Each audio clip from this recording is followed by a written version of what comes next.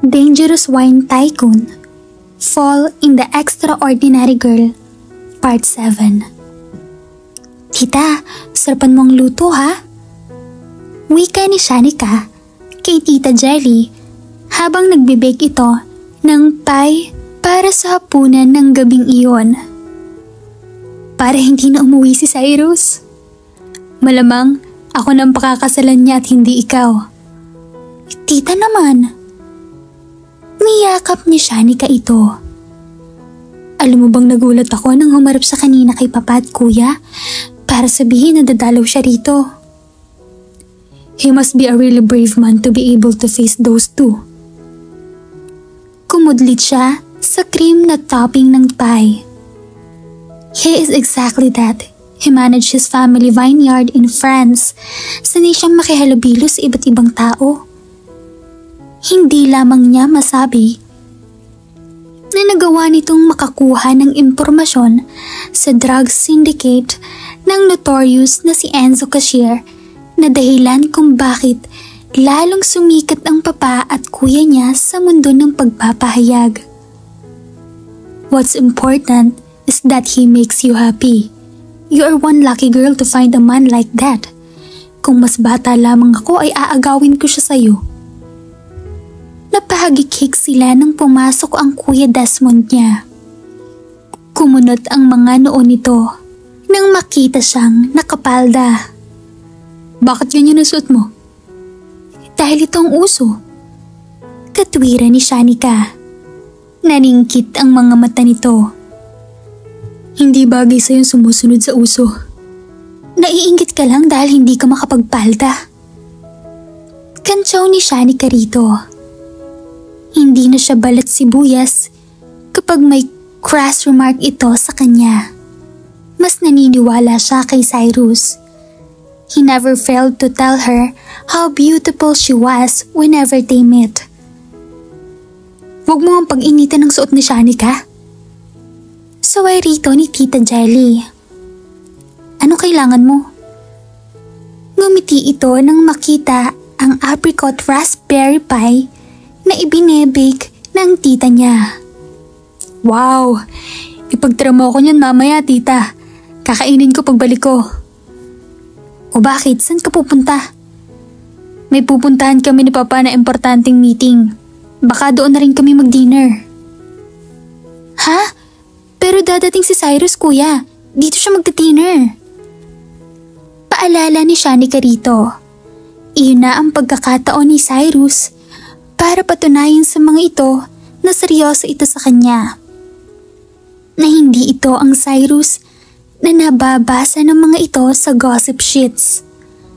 Gusto niyang ipakita sa papa at kuya niya na hindi siya nagkamali sa pagpili rito.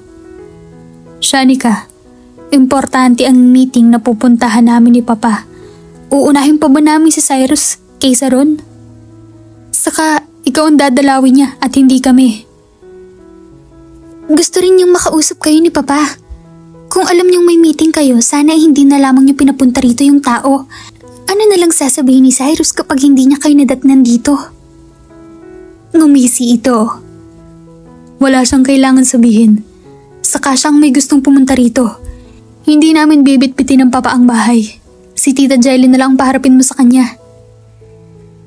Hindi ni Shanikang napigilang umiyak nang lumabas ito ng kusina. Bakit ganun sila, tita? Bakit hindi nila magawa ang mga simpleng bagay na magpapasaya sa akin? Dadalaw lang naman si Cyrus ah. Tahan na. Siguro hindi lamang sila boto kay Cyrus para sa'yo. Kaya nga po gumagawa ng paraan yung tao para maipakita na hindi siya masama. He deserves a fair chance. Sinadya nilang mapahiya ako. Why do they hate me? Parang ayaw nilang maging masaya ako. Parang hindi nila mapagkatiwalaan ang judgment ko kapag labas na sa trabaho ang mga desisyon ko. Parang hindi mo kilala ang papa at kuya mo. Masyadong maparid ang mga ayon. They hated to be proved wrong. Pakiramdam kasi nila ay lagi silang tama. Paliwanag ni Tita Jelly. they don't like Cyrus. Ang alam nila ay paglalaroan ka lang ng tao. Pero anong ginawa ni Cyrus? Hinarap niya ang papa at kuya mo. At ngayon dadalawin ka pa niya rito. Ginagawa lamang ng papa at kuya mo ang ginagawa nila para masagip ang kanilang pride. Bakit puro pride ang pinapairal nila? Hindi man lang nila naiisip na nakakasakit na sila ng damdamin. Hindi lamang siya ang nasasaktan kundi pati si Cyrus. Niyakap si Shanika nito. Tumahan ka na. Nandito pa naman ako, di ba? Ngumiti siya. Kinagabihan ay bisita ni Shanika si Cyrus. Mukhang nagpapakitang gilas ito dahil dumating ito bago ang takdang oras na sinabi nito. Iyon nga lang, wala naman doon ang dalawang taong gusto nitong ma-impress dito.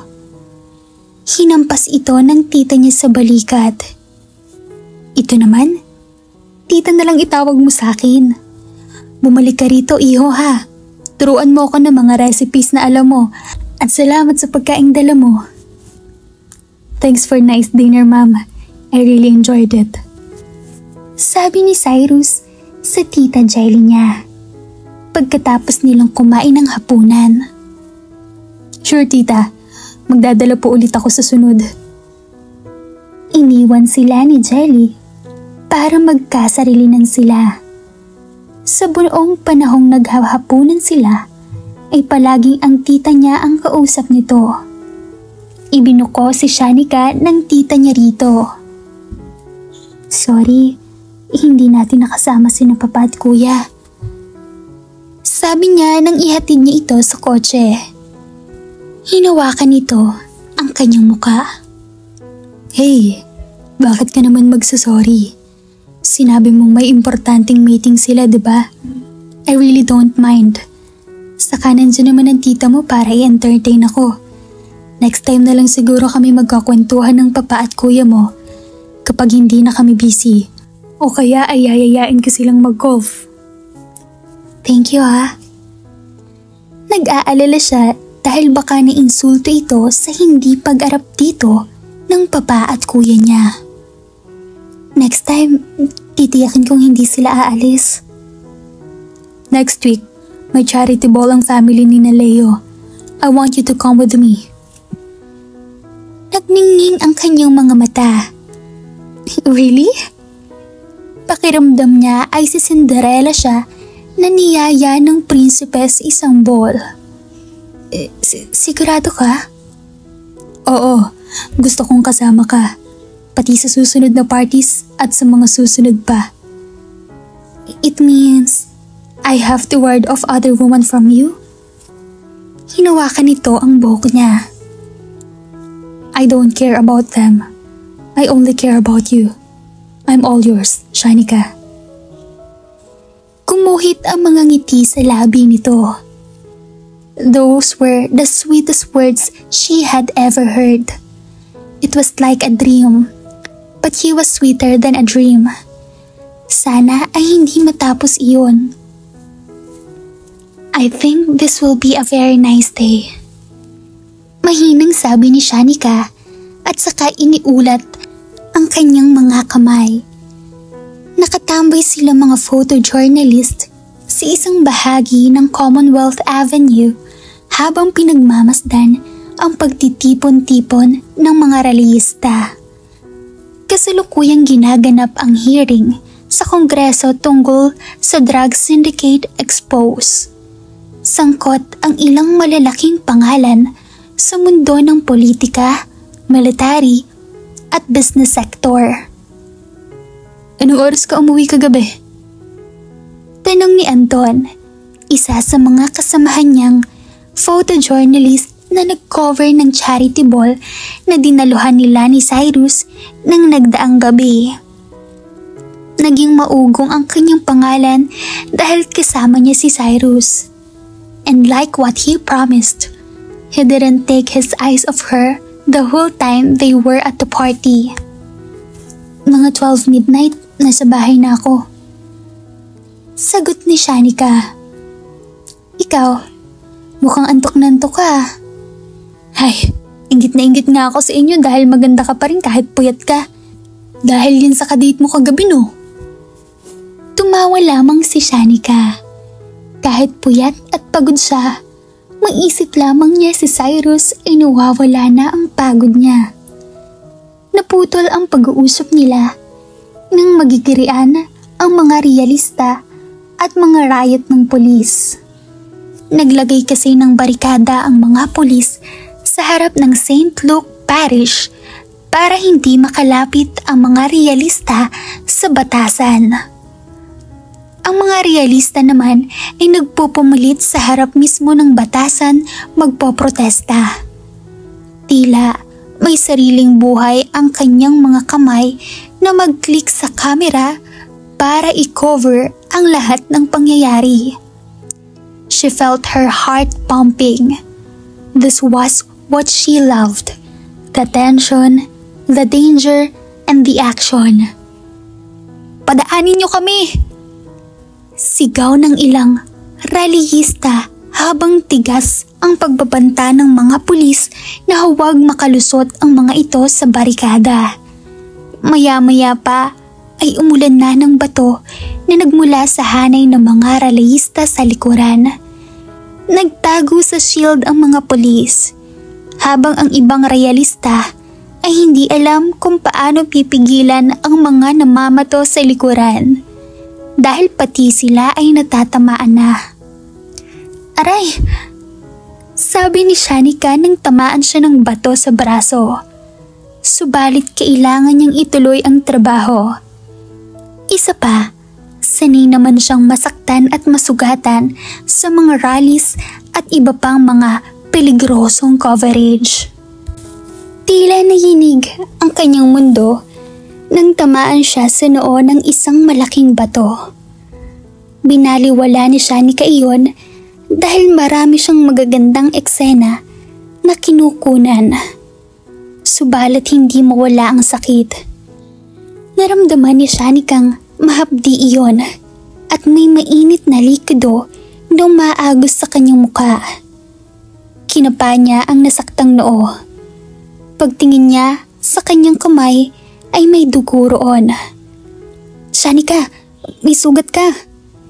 Sabi ni Anton, sabay kuha ng larawan sa kanya. Sa noo ka lang ba natamaan? Tanong kay Shanika ng kanyang ama nang dalawin siya nito sa condo unit niya. Kasama nito ang kuya niya. Hindi siya umalis ng batasan kanina. Tinalian lamang niya ng panyo ang sugat para maampat ang pagdurugo niyon. Opo, at may pasa ako sa braso. Mas sikat ka na kaysa sa akin ngayon, samantalang pinaputok mo lamang ang noo mo. Ani ng kuya niya. Natawa si Shanika. Ang balita ko nga ay kasama ko sa headline news. Sa mundo ng pagbabalita, laging importante ang buhay ng tao. Kaya kapag may namamatay o nasasaktan, laging inuuna ang mga casualties. At dahil kasama siya sa mga nasaktan kanina, kaya nasama siya sa balita. Kung gusto mo, sabihin mo kay Papa na ikaw ang mag-cover sa susunod na rally. Magpampas ka ng batuta sa mga riot police. Maganda ang kuha mo kahit injured ka, Shanika. Kaya yun ang nilagay ko sa front page. Sabad ng kanyang papa. Mas gusto ko nga na picture mo habang injured ang ilagay sa front page. Kaso, sabi ni Papa, mas madrama raw ang kuha mo habang nagigirian ng mga pulis at mga realista. Kaya iyon ang inilagay niya. Nagkukwentuhan pa sila kung ano ang nangyayari sa rally at sa hearing nang tumunog ang doorbell. Tumayo siya para pagbuksan ang kumakatok. Mabilis niyakap siya ni Cyrus pagkabukas niya ng pinto. God, I'm so glad you are alive. Narinig ko sa news ang tungkol sa'yo habang pauwi ako, galing sa Tagaytay. Saan ka nasaktan? Okay ka lang ba? Kamusta? Just a little gash on my forehead. It's nothing serious, okay? Nanlaki ang mga mata nito. Nothing serious? Laki-laki ng sugat mo. Hindi pa nga yata nalalapatan ng first aid yan. Dapat kang madala sa ospital. Halika, ipagamot natin yan. Cyrus, calm down. Pumasok ka muna sa loob. Naroon sina Papa at Kuya. Sige, ipagpaalam na rin natin sa kanila. Pumasok ito sa loob. Good evening. Bati ni Cyrus sa Papa at Kuya niya. Ipagpapaalam ko po sana si Shanika. Dadalhin ko siya sa ospital para matingnan ng doktor ang sugat niya. Tumawa ang kuya niya. Samantalang, umiling-iling naman ang kanyang ama. Hindi na kailangan. As you can see, my sister is perfectly fine. Gusto ko lang makasiguro na wala siyang ibang pinsala. Stop treating her like a sissy. Sabi ng kuya niya. I'm not treating her like a sissy. Injured si Shanika. She needs medical attention. If she needs medical attention, there's the first aid kit in her cabinet. Sabad ng kanyang papa. Hindi mo kailangan dalhin pa siya sa ospital. It's just a busted forehead, nothing more. Tila magpoprotesta pa si Cyrus, ngunit namagitan na siya bago pa magkagulo. It's okay. Pa, let me handle this. Tumayo ang kanyang papa. Let's go, Desmond. Yaya nito sa kuya ni Shanika. Bago lumabas ng unit niya, ay bumaling pa ito kay Cyrus. Young man, my child is not a lame, so stop treating her like one. Hindi ko ho inisip kahit kailan nalampa ka. Nakatiimbag ang nasabi ni Cyrus. I'm just worried about you. Tumabi si Shanika dito at humilig sa balikat ni Cyrus. Alam ko naman na nag-aalala ka lang sa akin. Huwag mo nang pansinin mga sinabi ni Papa. Tumawag sa akin si Dominic. He told me you looked bloody on TV. Natural na matakot ako para sa'yo. Baka seryosong injury mo. He exaggerated it a bit. Tatawa-tawang sabi niya. Exaggerated din ang tingin mo sa akin kaya ayaw mong magpa-confine sa ospital? Kaya ba todo ang tanggi mo kanina? Huminga siya ng malalim. Not really. Pero sa trabaho namin, natural lang masugatan at masaktan. Hindi na namin iniinda. Natural na nga ang mga ganitong aksidente kaya masanay ka na, okay? No, hindi ako masasanay. I can't bear to see you hurt. Madamdaming sabi ni Cyrus. Siguro kailangan kong patunayan sa'yo na okay lang ako. Hinawakan niya sa mukha si Cyrus at hinila ito pababa patungo sa kanyang labi. It was unlike the sweet, gentle kiss they used to share before. Nainganyo siyang kalasin ang pagkakabutones ng polo nito at pinagala niya ang kanyang kamay sa balat nito. Napangiti siya nang umungol ito. Touch me, she commanded. But, no buts. Putol niya sa sinabi nito. Don't stop kissing me. I don't want you to stop. I want this night to be ours. Right here, right now. Tumiyad siya para muling paglapitin ang kanilang mga labi. When their lips joined again, both of them knew there was no turning back. At dito na po nagtatapos ang part 1 ng ating kwento. Sabay-sabay po nating abangan ang susunod na kabanata. Maraming salamat po. God bless and stay safe.